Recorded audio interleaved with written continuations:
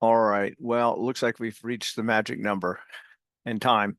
So, welcome to the North Central U.S. Climate and Drought Outlook for October 2025. Our speaker today is going to be Laura Edwards, who happens to be the South Dakota State Climatologist. um, Also, I want to mention that my name is Doug Cluck, and we are happy to have you here. We're going to take your questions and comments. If you would use where is it down at the bottom? The Q&A button, if you will, to pose your questions and comments as we go along. We'll definitely answer them by the end. And if there are comments in there and you improve on what we're presenting or whatever, or have some ideas, we'll voice those too. So feel free to use the Q&A. We usually don't use the chat that much, but you're free to use it, of course. But thank you very much. And Laura, take it away. Thank you. All right, thank you, Doug, for the introduction. And as you said, I'm the state climatologist with South Dakota. I'm with SDSU Extension. Typically, if you listen in, if you're one of our regular listeners, viewers, we often have myself tag teaming with Brad Rippey with USDA and for this October webinar. But given the government shutdown currently, he's not able to attend. So we won't have as typical of the growing season agriculture production summary that we typically have with Brad, but I'll try to touch on a few things related to the growing season or the frost-free season, as we go along as far as the climate side of things. And also, Laura, let's just say that maybe if everything goes right, all the cards fall as they should, we'll get Brad on at a later session to do that if we can. Yeah. Yeah. Yep. Great. Thanks, Doug. So being in South Dakota, and I would be remiss if I didn't mention anything about pheasants already. So we have our big pheasant season starting this Saturday with the opener weekend. And this is our family. Last week we got an early season hunt in on some preserve land. So there you have. I'm the shortest person in my family now. So there we are. Let's see here. Here we have a couple links for you, and you can certainly see the recording at both the Midwest Regional Climate Center and the High Plains Regional Climate Center after the webinar is ended. That will be posted there, usually within a couple days or so. Our next webinar, as a heads up, will be November 20th with Madeline Wustenberg from Iowa State University Extension. She's the agro-climatologist there with Extension. And just for your reference, there's a handful of links there of other agencies, websites that you might want to visit that have a lot of the information that I'm sharing with you here today. And certainly I couldn't do this without all my fellow state climatologists across the region who help provide information on impacts and photos and kind of a insider scoop on what's going on in every corner of the region. So I appreciate their support and feedback. And of course, the National Drought Mitigation Center now is the host for these webinars. And so we appreciate their support in making these happen. So our agenda for today, not too different if you're a usual viewer here. We'll start with kind of the recent conditions, where we are now, where we've been lately, going to some impacts, and then we'll save the good part for the end with the outlook towards the next 1 to 3 months and into the winter season, as today was also the official release of the NOAA winter outlook.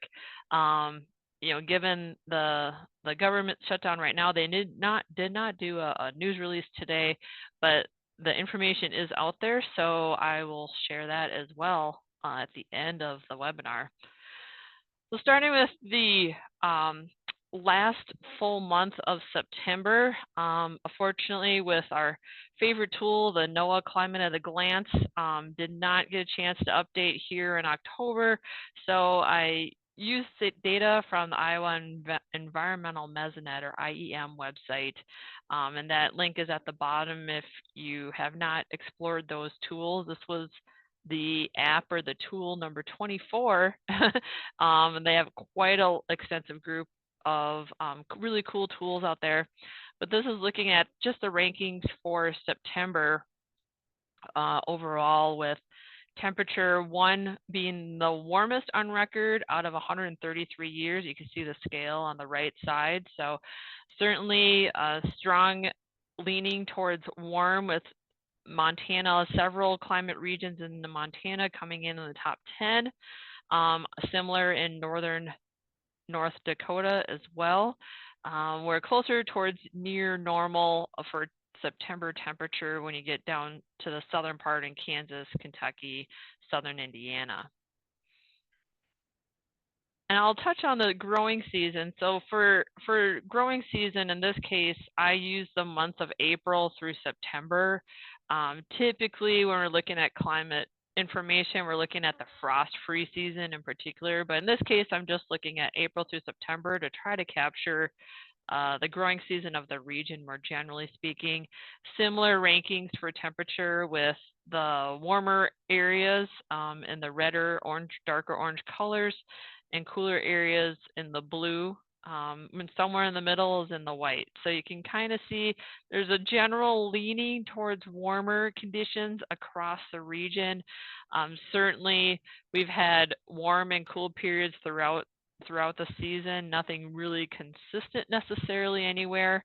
But Ohio does probably stick out as one of the warmer parts of the region, and that has been reflected, as we'll talk about too, in some of the drought development that they've had in the eastern Corn Belt and Ohio region, with warm temperatures kind of exacerbating the dry conditions out in that part of the region. Here, looking at September precipitation, and this actually this is the last. This might be the last 30 days. I'm sorry, I might have the wrong map here. Looking at, we've had, really this is the last 30 days. Yep, now I'm looking at this. Wetter conditions in the Dakotas and western side of the region, with drier conditions over the Great Lakes of late, and part of that Illinois, Indiana, northern Ohio region as well. So again, things have turned really different in west versus east in this part of the region in the last month. But looking at the growing season overall, getting back to April through September for precipitation. So the green colors are the wetter parts of the region ranking wise. The brown color is drier, looking at ranking wise. And so you see there's a number of climate regions there in North Dakota, South Dakota, and in South Central Kansas that are in the top 5 wettest for the growing season overall. A lot of that was earlier in the spring or summer, where we've had kind of dryness develop of late in some of those areas. So again, this is looking at a 6-month period, not necessarily just recently. Now just looking at the last 30 days, we'll kind of capture this, looking at departure from normal temperature, really hammering the point where we've seen much warmer than average temperatures here. And that's come to impact us in a lot of different ways, with delay of fall colors, with extended growing season for backyard gardens, for example, and rapid dry down, in addition to drier conditions in some areas of agricultural, like row crops, and rapid harvest conditions. So kind of stealing my own thunder there, talking about impacts, but the warm temperatures have really extended a lot of outdoor activities as well, well into this fall season. We've had a lot of climate regions in this this area, in the North Central region states or Central region states, that are currently running in coming in at the top 5 warmest for the last 30 days. So I showed you recently how warm it is, centered kind of over the Great Lakes states, and that certainly is really notable historically speaking. And so we'll see where the numbers end up for October overall, where September was a little more mixed. We had some cooler temperatures earlier in the month, but this is just looking at the last 30 days. So if you look at late September to early October, really things have been consistently warmer across the region. We've seen this also reflected in freeze or frost dates. So I'm looking at, this is 32 degrees, if you want to call it freeze or frost. But the areas that are shaded here have reported already a 32-degree minimum temperature at least once. Anything in the green shading happened sometime in October. Anything in the blue, any of the blue colors happened sometime in September. So we're looking at the western side of the region, the Dakotas, Montana, Wyoming area. That first week or so, September 6th, 7th, there was a early season frost freeze of at least 32 degrees. But since then, a lot of areas just started seeing their frost just within the last week or so in that medium green color. In South Dakota, and that darker green color would have been the first 10 days of October. So that includes a lot of the northern region from Montana all the way to Michigan. But if you look at those dates compared to what our typical first 32-degree frost is in the fall season, we are running a fair bit later than typical across most of the region. So here, all the green shaded will often see their first frost on or before this time in October. Through the dark and medium shades, that's about around this time of the month. And we still haven't seen really anything in Iowa or Nebraska, Illinois, Indiana, and so on, in the kind of middle to southern part of our region. So everything's running a little bit later as far as our first frost goes. Similar story for what I call a hard freeze of 28 degrees. Very similar map where we had early frost in September in the western part of the region, some parts of northern Minnesota. But other than that, this middle part of October has been where we've seen more of the 28-degree temperature thresholds met for the first time of the season. And to show you the typical first 28-degree frost date, again, usually by mid-October, the Dakotas, most of Minnesota, a lot of Wisconsin have already seen a frost by now, and Montana. But again, not much south of Minnesota has seen a 28-degree frost just yet. So we're kind of running on some bonus time right now as far as growing season goes. Kind of changing tracks to precipitation now over the last 30 days. This is looking at precipitation for the last 30 days compared to normal. So we show this in percent of normal. Just be aware that the greens, blues, purples are wetter than average. The oranges, reds are drier than average. So you kind of get an idea there of who's been wetter and who's been drier. And so you see that going from west to east. Northern Montana, pretty dry. Southern Montana, at least in the Plains region, doing okay. Central North Dakota, South Dakota has been wet. But then we get into southeastern South Dakota, into Minnesota, Iowa, it's been dry. And a lot of the Great Lakes regions have been dry. And then into the Mississippi River Valley area along Iowa, Wisconsin, Illinois, and Missouri have also been drier than average over the last 30 days. So really a mishmash, maybe you might say, of wetter and drier conditions. Typically, in general, we're seeing a wetter pattern in the west and drier in the north and the east.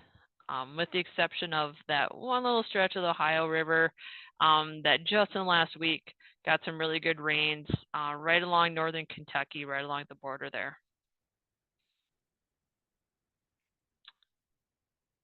So here, just to kind of show that I accidentally showed this earlier, but looking at the last 30 days of rankings, you see that even with the wet rainfall there in the last week or so, still running a little bit dry there in southern Ohio and northern Kentucky.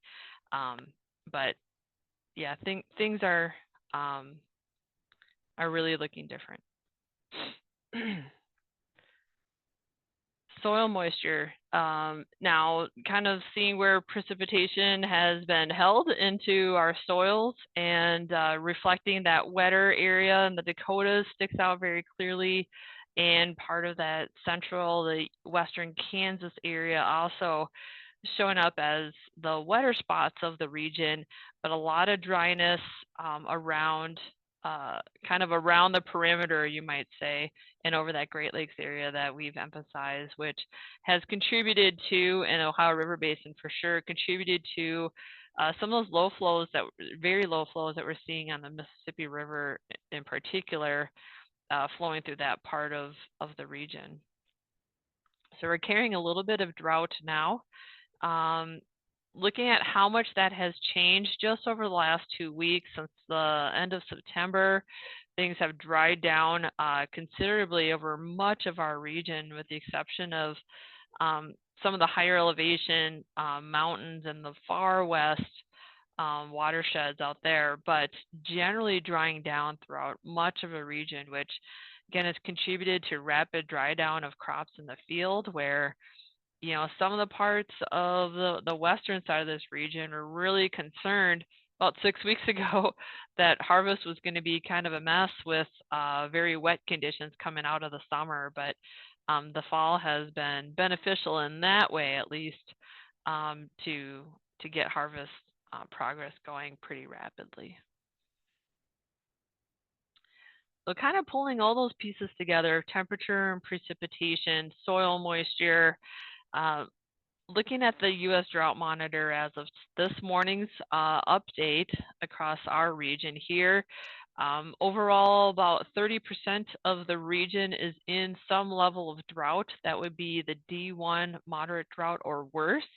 And you can pretty clearly see the headwaters of the Missouri River up in Montana, western, southwestern Wyoming, and then kind of through the middle of Illinois to northern Ohio, also carrying the D3 area of significant impacts. And so that all told is less than 4% of the region, but certainly those are areas that have significant implications for water, in particular for river stream flow and water supply across much of the rest of the users downstream.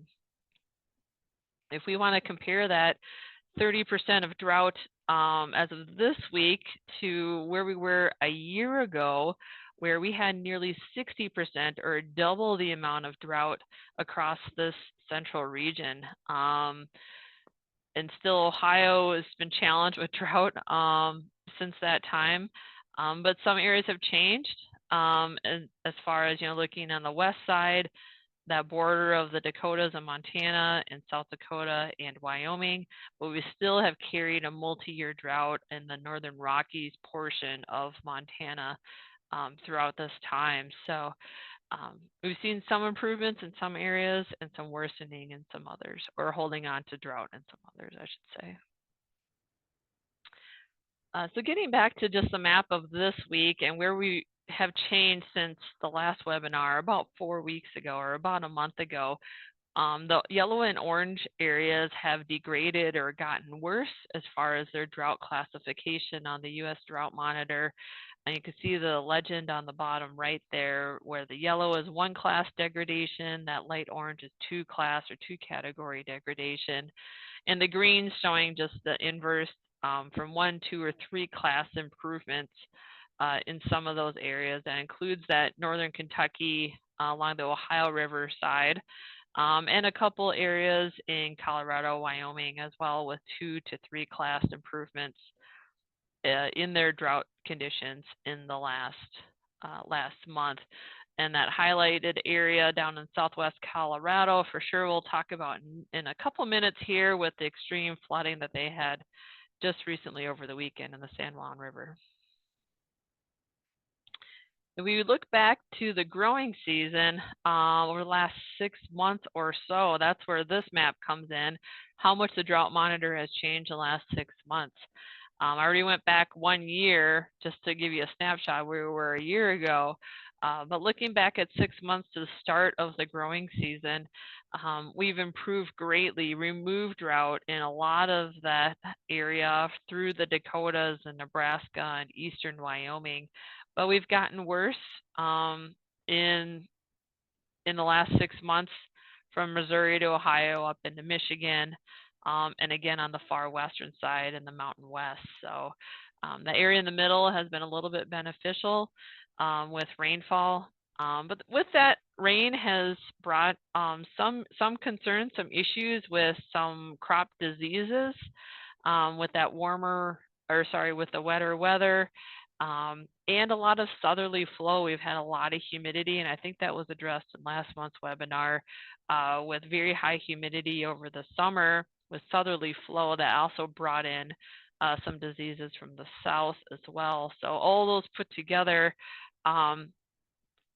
created an equation for increase in plant disease, particularly southern rust is something that we saw across a lot of the Corn Belt this year. And we've also seen, and I don't have a graphic of this because I think this was also addressed last month's webinar too, very little wind, below average typically in the last few months. And so you may have seen maybe more fog around that area. And I know there are a number of states that have had some multiple days with a very heavy, dense fog. I believe that was in Wisconsin. I heard about that. We've had a few days in South Dakota, but again, that kind of points to very high humidity and also very low winds. Looking at another aspect of hydrology of water across the region, looking at stream flow, another indicator, looking at water supply and seeing how we compare to seasonal measures or climatology of stream flow and how much surface water we have across the region. This is a graphic from USGS looking at the last 28-day average stream flow. And so again, highlighting the very dry up in the headwaters of the Missouri River in Montana and the Great Lakes region, Ohio River Basin, Mississippi River Basin on the east. We're in the middle. There's a lot of blue with very high stream flow for this time of year, with episodic flooding on some of those smaller rivers and tributaries. But overall, we'll talk about the big rivers here in a second. The Ohio River at Cairo, this is a commonly cited gauge where it's running quite low, below the monthly average, or below average for this time of year, getting very close to where it was in 2023 and 2024, the last couple years at this same time of year. Not quite at record low yet at this gauge location, but certainly lower than average and competing with some recent years. And this has caused some point of concern when we're looking at transportation, navigation through that river system there at the Ohio River.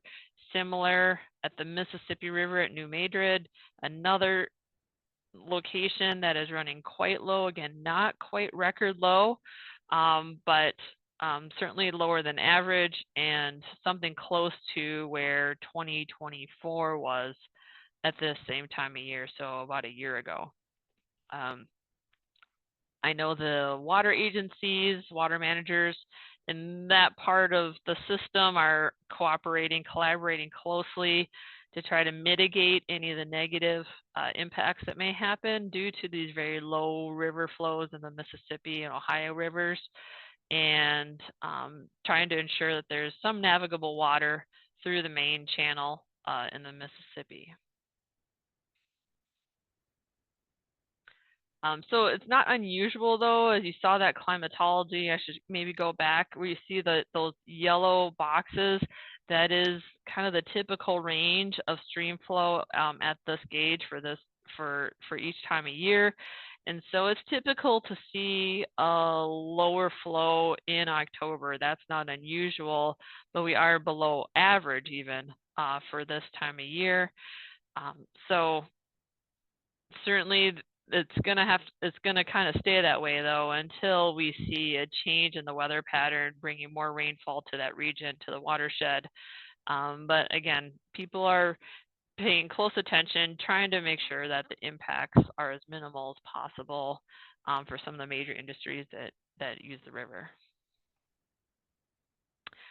Kind of changing tracks to the Missouri River stream flow up in Montana. I alluded to very low stream flow up there as well. This is the Missouri River at Great Falls, Montana. I don't have the record range or record low range, but the Missouri River, the headwaters of the Missouri have been very low, near record low for touch and go for a lot of this season. That orange line is the typical stream flow for the last year. So this is like the last 365 days. The blue red line is where they've actually measured. So we really haven't even really been close to what our typical stream flow is at the Missouri River at Great Falls at any point in the last year, last 365 days. There was an update earlier this month from the U.S. Army Corps of Engineers, looking at the Missouri River flows. The forecast for the upper Missouri River Basin, that's above Sioux City, Iowa, for October is about 76% of average runoff into the river. September was similar. September ended up about 74% of average. So for the for the region here, for the basin, they did have good runoff, and again in that central Dakotas region, but very dry upstream, so kind of all balanced out. There's good runoff into those reservoirs in the middle part of the watershed, but it's taken its time kind of getting through the system with the dryness upstream. So like I mentioned, the forecast for October is something about 75% of average. For the updated forecast for the calendar year, so through December, they're expecting the whole year to be about 76% of average at about 19.6 million acre feet of runoff in the upper basin. Navigation downstream, so at Gavin's Point Dam, they're setting releases to support navigation flow, but that season will end on December 1st.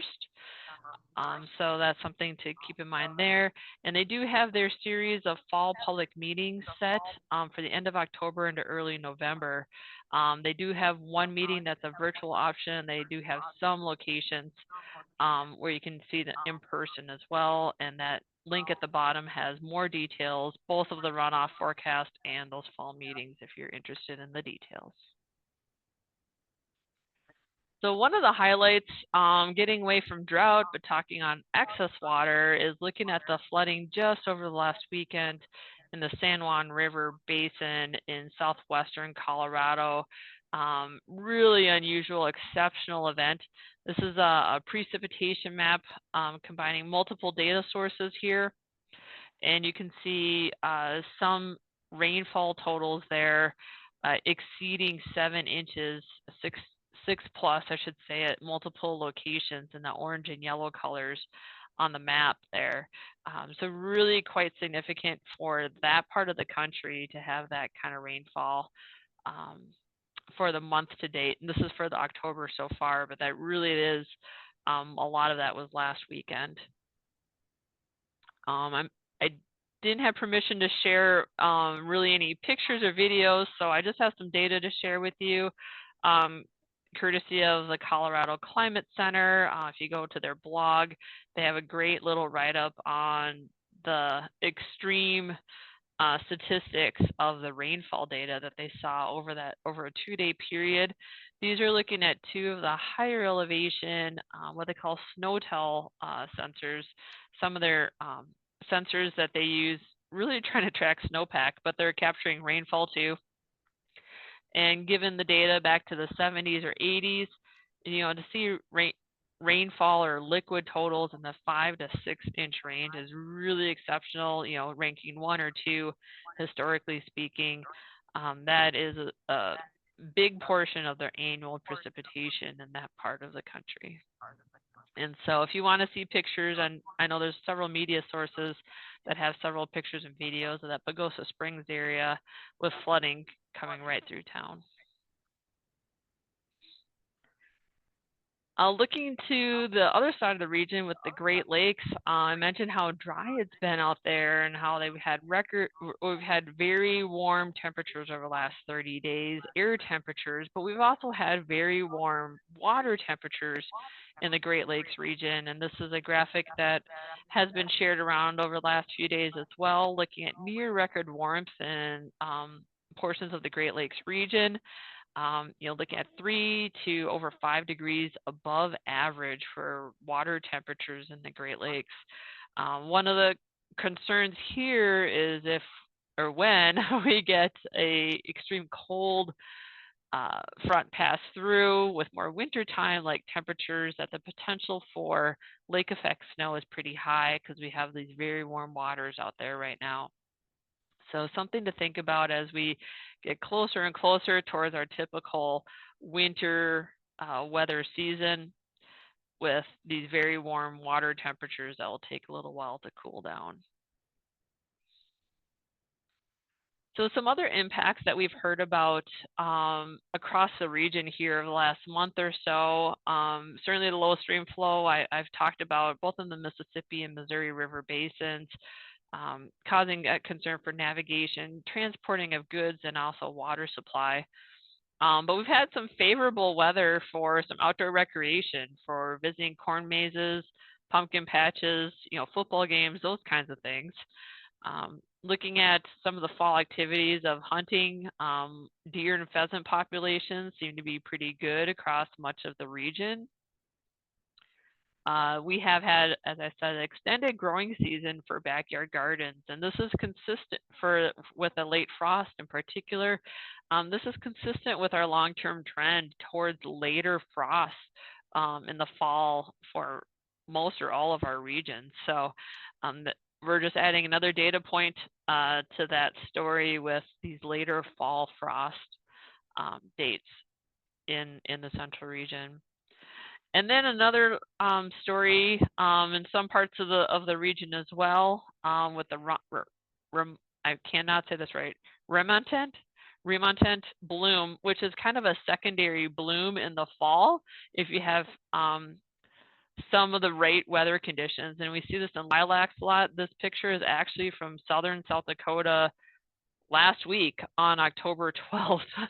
And I know in northern South Dakota, in my backyard, we saw lilacs blooming about a week and a half ago as well. So yeah, they set their buds, or they're getting ready in the summer for next season after they bloom. And they kind of got the climate signal that it's time to bloom again, even though it's not really. So you may have seen that in other flowers and other landscape plants as well that had a second fall bloom a little bit with the unusual warm temperatures in particular. Thinking on the impact side for agriculture, the dry fall conditions has really allowed a rapid harvest. We don't have the data from USDA from their ag statistics reports, but by word of mouth, hearing through extension and state climatologists and those people like that, very rapid harvest progress, might be ahead of average, ahead of typical for this time of year. but highly variable yields due to periods of wet, especially in the eastern side of the region, had a wet spring and then turned dry. Here in the western side of the region, we got wet in the middle, in the spring and summer part of the season, that drowned out some areas. So there are some really real climate extremes to battle throughout the growing season that seem to affect soybeans a little more with the highly variable yields. Although we saw some impact in corn yields as well, particularly due to southern rust in that central and eastern side of the Corn Belt. We did see have heard reports, up into Nebraska, up into South Dakota. Did not hear of any substantial southern rust. There's some detected, but maybe not yield affecting. But there are a lot of areas where the conditions were just right for that. By multiple reports in multiple states, pumpkins, melons had a great production year, some apples as well. So that was an upside of the growing season. And then, as I said, the late frost and freeze. So now we'll get into the outlook and kind of look ahead at what might be coming our way. Starting with La Nina as one of our climate drivers for the winter season and kind of stepping out in time through the winter. So looking at La Nina, this is a typical wintertime pattern graphic here on the right, where you see cold air typically coming down from the northwest into our region, where we do see some areas favored to be wetter, particularly over the Great Lakes or Ohio River Basin, with kind of the way the jet stream patterns often set up in a La Nina season. So looking at sea surface temperatures, we are already in a La Nina advisory according to the Climate Prediction Center. So those conditions are present now, expected to carry into and through most of the winter season with about a 55% chance of hanging on into the December through February time period. And then a transition to what we call ENSO neutral. That's El Nino, Southern Oscillation. That's what we call El Nino and La Nina and all that kind of put together. The ENSO neutral conditions likely in late winter into spring, so in that January to March timeframe.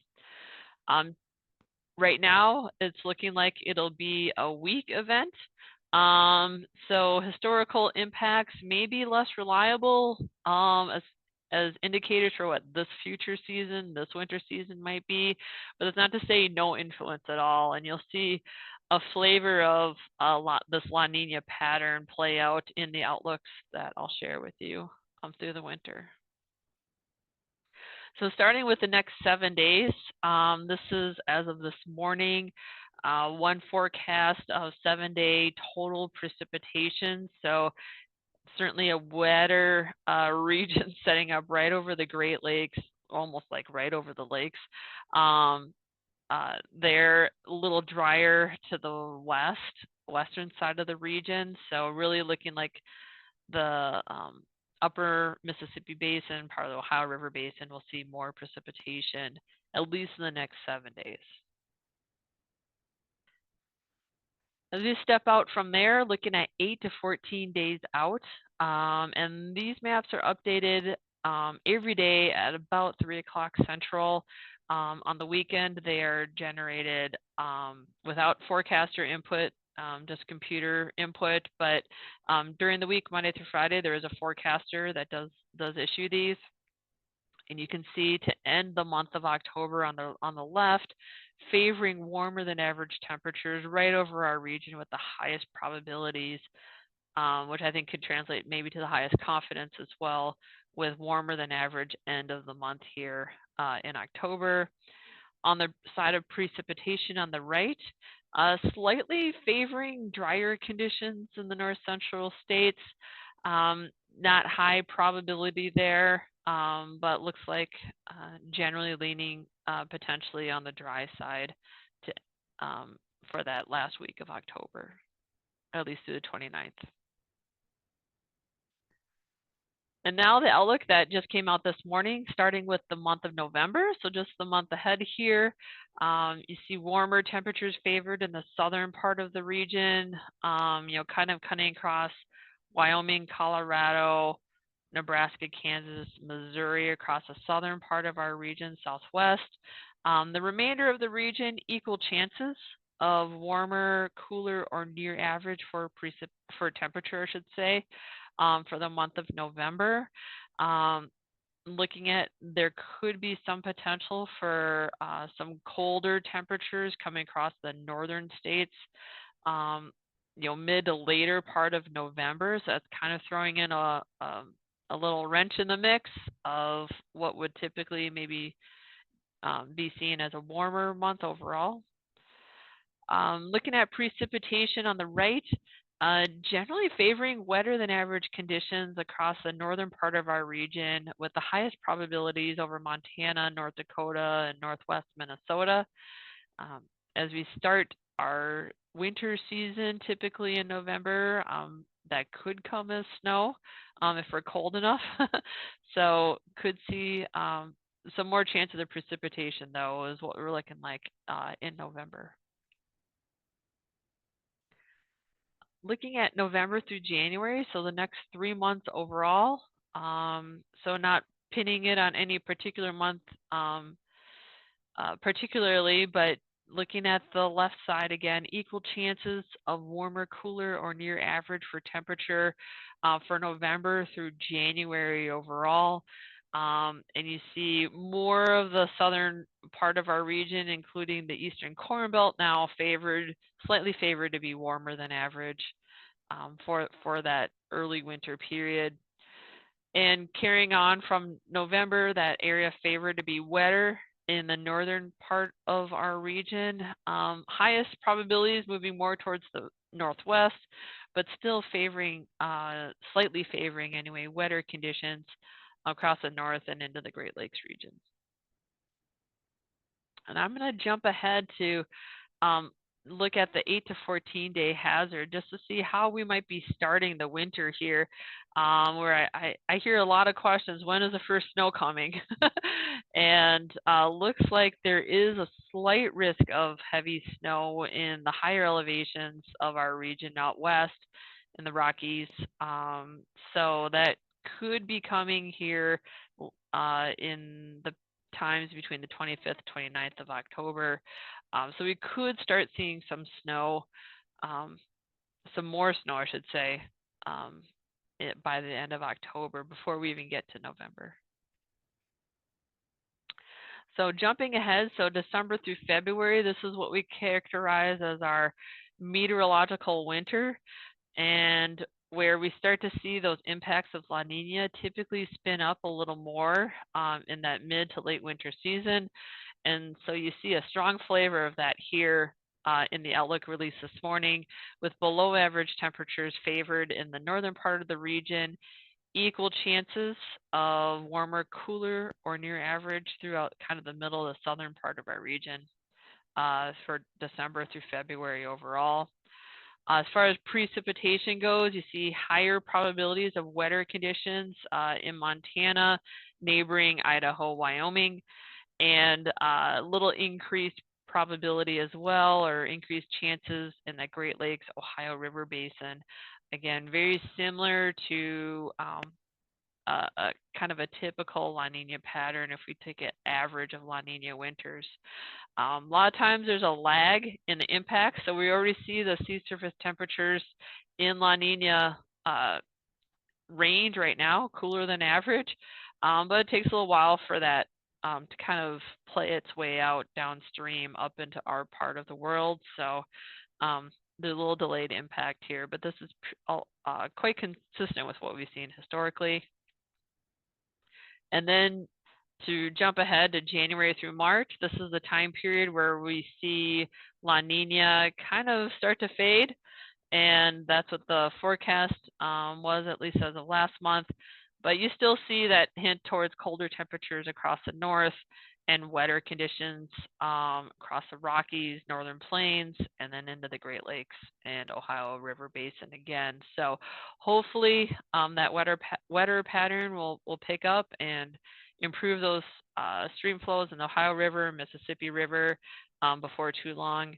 And it looks like potential for cooler and wetter in that, particularly in that very dry, drought-stricken part of Montana. So with that, just a wrap up of some key messages. We've talked about La Nina. We've talked about kind of extended frost-free season again, consistent with our long-term trend. We've seen expanding drought in this fall season, but as we get into winter, we don't see it often anyway. We often don't see as rapid changes in the drought conditions. So it may be kind of slower to change over the winter. Great Lakes, story there is very warm water temperatures for this time of year. And then, of course, the low flows in the Missouri and Mississippi. So a lot of things to keep our eye on. And Madeline will have her work cut out next month with the November update. Please reach out if you have any questions. For myself there, that's my information at the top. And again, the recording are available at Midwest and High Plains Regional Climate Center. And there again is just my information there to reach out for me. So with that, Doug, I'm happy to take any questions. Thank you. 10 minutes. Yeah, no, great. Laura, thank you very much. Can you go back to the seasonal outlook? Let's just say November, December, January, just for starters. Yeah, November, December, January. Yep. Yeah. Sorry, this whole thing just looped around on me. Yeah, I don't know how that happened. Yeah. All right. Okay. Maybe go one more season. Yeah, let's stop there. All right. So one of the comments was so La Nina is cooler, wetter for the Dakotas. Do you want to say anything about that in particular? And then I'll chime in, I'm sure. Well, so one of the things I get the question of is how much snow are we going to get this winter? And that kind of depends on getting precipitation at the time when it's cold.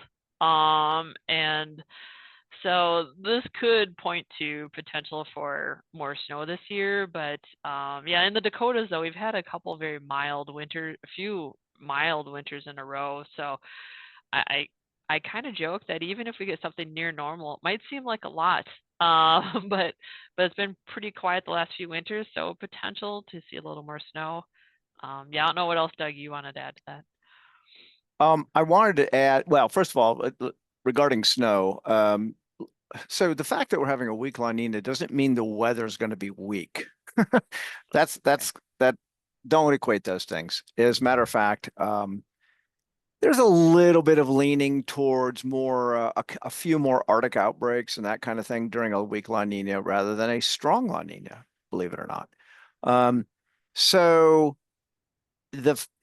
in terms of snowfall, I was trying to find it online real quick, but there was a study done looking at a few years, and we don't have a lot of years of La Nina, so it's hard to make a statistical too strong of a statement about this. But there is a tendency for more snow in weak La Nina years than other years in the northern plains. Sorry, in the north. So I want to be very specific about that. So we'll see. So much matters, and it's never the same year to year. These are the patterns as Laura described, and the Climate Prediction Center is showing. These are very stereotypical patterns especially for the deepest part of winter for us. So when the Farmer's Almanac says it's going to get cold in January, wow, it probably will. I mean, I'll even go out on a limb without looking at anything other than these outlooks and say, gosh, it's going to get cold in January. That's a big surprise. So it's going to be, the chances for below normal are heightened for the northern plains and all the way to the northwest into the western Great Lakes. Okay, that's what that shows. That they're heightened. Doesn't mean it's going to happen. Just means the probability is a little higher. Same with precipitation. Wherever it's green, it's heightened. there's a bullseye over Montana. There's a good reason for that in terms of the higher probability of that happening. Yeah, and yeah, as some people are already commenting, gosh, it's already snowing in Montana. That's great. They need it really bad. And the more they can accumulate early season or any time of the season is good for actually for the whole Missouri Basin, all the way down to the Gulf of Mexico, as a matter of fact, because everything's connected. Yeah, and Uh, I might add for yeah, winter La Nina winters, the last several La Nina winters we've had have started off mild, but have ended very cold, kind of centered on yeah, February. yeah, And so don't be fooled if we start a little warm, because typically, at least in the Dakotas, we see that cold signal really kind of centered on the late winter. yeah. Um, yeah, and these are capturing, a 3-month period overall. Yeah, that's the other thing. We say it over and over again, but it's worth repeating. This is a 3-month average outlook. So we could have tremendous precipitation in Montana, for example, in December, and it's gonna kind of weigh the average for the rest of this 3-month period. If it's super, super wet in December and January and February is sort of a little bit lower than normal, it's still going to come in as accurate because December was so fantastic. Same with the cold. Same with the cold, and at the same with temperatures in general. So Mhm. it does look like the southern part of the U.S. is going to be warmer, has better chance of being warmer and drier. So we'll see how that all pans out as well. Just yeah. So doesn't mean that we're not going to get a cold push all the way to the Gulf of Mexico. It's going to be below normal once in a while. That can happen, and ranges freeze and things like that. Moving on. I think there was a question from Evo. And can I unmute, or can someone, if you want to, ask that question so that because I'm not quite sure what you're asking about dormant native plants. I'm guessing in dormant season in southern Iowa. Are there particular native plants you want us to talk about? Because there's a couple people on the line that we know, like Madeline, who know a little bit more about agriculture and plants, especially in Iowa. Uh, yes, it's for planting prairie natives, and the question is, when do we expect the dormant to be low, consistent below 50 degrees? Is that coming in the first couple of weeks of November, Mm. or so? You mean And when I is it? don't know if you guys have the answer, but it's Yeah. like the crystal ball. Well, Yeah, so I've heard that same yeah, go ahead. question in South Dakota too. Like that 50-degree soil temperature is kind of a magic number. A little further north, I mean, not southern Iowa, but in South Dakota, we're seeing those soil temperatures hover around mid 50s right now. They have gotten down below 50, but then they come back up, as we've been warmer lately. So they're getting pretty close though. Yeah, I would maybe guess mid-November, early to mid-November. But yeah, we're gonna need an extended cold period, I think, really, to drive those soil temperatures down a little bit.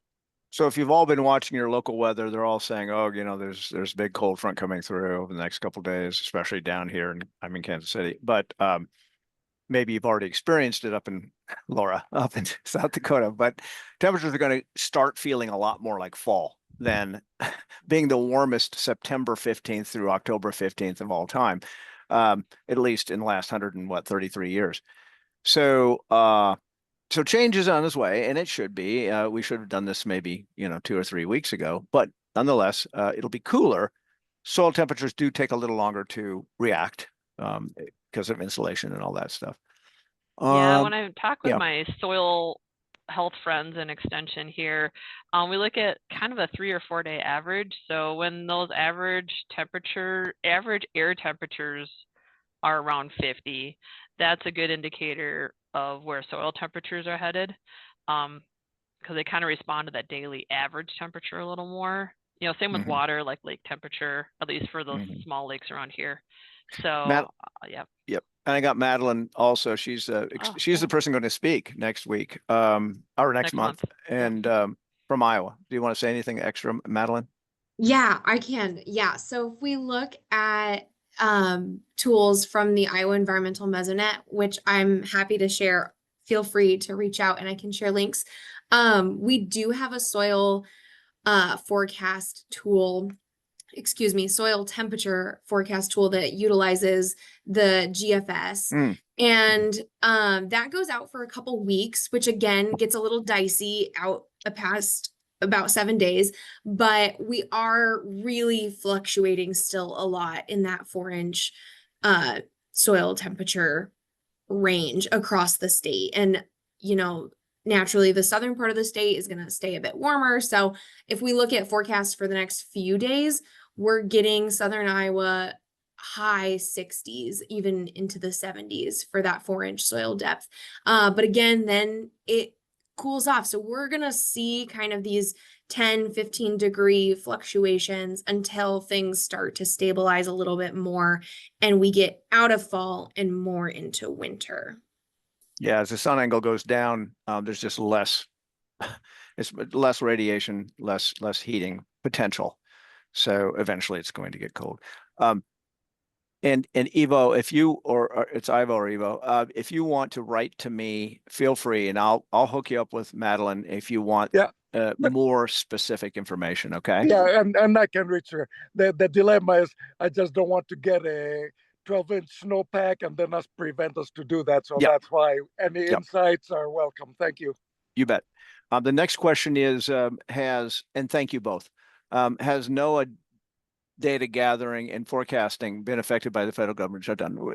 For the most part, no, not to my knowledge. The forecasters are all there in their local offices, and so is the Climate Prediction Center, although they're not being paid.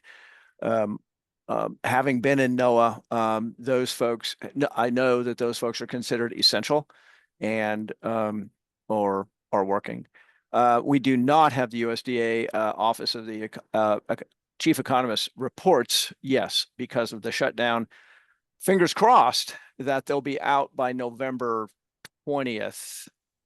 Fingers crossed. And we will, and we usually show them, but we just don't have that information. If you have a very specific question, again, write to me. I'll get to the folks who know that stuff and or may know that stuff, and I'll get back to you, Kevin. And then finally, another question from Daniel here. While the drought in the Missouri River Basin has diminished this year, well, we're entering the 5th consecutive winter, of low river levels on the Missouri River. Given the winter release schedule from Gavin's Point in South Dakota per the Corps, low river levels along with cold temperature events each of the last several winters have had significant ice jam. And freezing events on the river that really were not seen prior to 2021, at least very often. And the impacts have,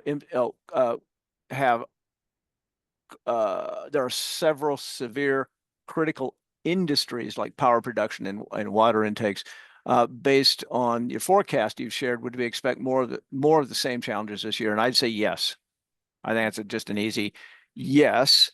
The probability of that happening is increased. Lower levels, it's easier to freeze a river with less water in it. It's just easier, less flow, not as much warm-ish water going through the system. The Corps does fluctuate it. They try to fluctuate it to break those things up, but if it gets bone-chillingly cold like it did last January, was it January? I think. There's nothing they can do about it. It's just so darn cold. And yeah, there was a huge ice jam along the Missouri. I think it was along Nebraska-Iowa border. So yes, that's something to watch. Yeah, I think too. Yeah, go ahead. I didn't share the fire information, the fire outlook. That's right. But there are just a couple areas, northern Minnesota in particular, slightly leaning towards favorable weather for fire, large fire danger here yet this fall. I know there's been numerous small fires due to harvest activities and dry conditions, all the way from South Dakota to Illinois to Missouri. So I know that is still a concern, even as we get into the cold season here, until we have some snow cover or some wetter conditions to kind of turn that around. Good point. And if anybody's been driving around, this is harvest time for the last, I don't know, month into the next month.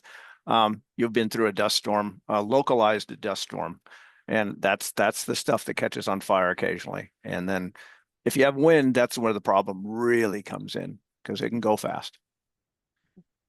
All right, I'm gonna wrap it up. It's 2:01, and I'm gonna say thank you very much to Laura for doing this. And thanks to the Drought Mitigation Center for hosting this, if you will. That's Tanya. And I guess that's all the people I will thank for the moment. Tanya Bernhardt and National Drought Mitigation Center. If you have any other questions, feel free to email me. And usually I get you to the right person as opposed to myself. Oh, I see Jeff Chapman had some comments in the region. There's a tendency Yeah, I to stray think away from some of the variability in the winter can be related to the North Atlantic or the Oh, yeah. Arctic Oh, absolutely. weather, Yeah. cold air intrusion coming from the north or the northeast. So yeah, that is a wild card, I guess, factor Always, in our winter. Yep. always. And that's predictable. The NAO and AO, North Atlantic Oscillation. Go look it up. You'll love falling asleep reading that.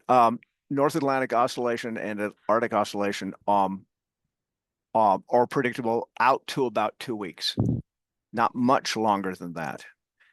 So that's why we don't predict those really severe cold outbreaks too much beyond 2 weeks. We can, but anyway, it's safer that way.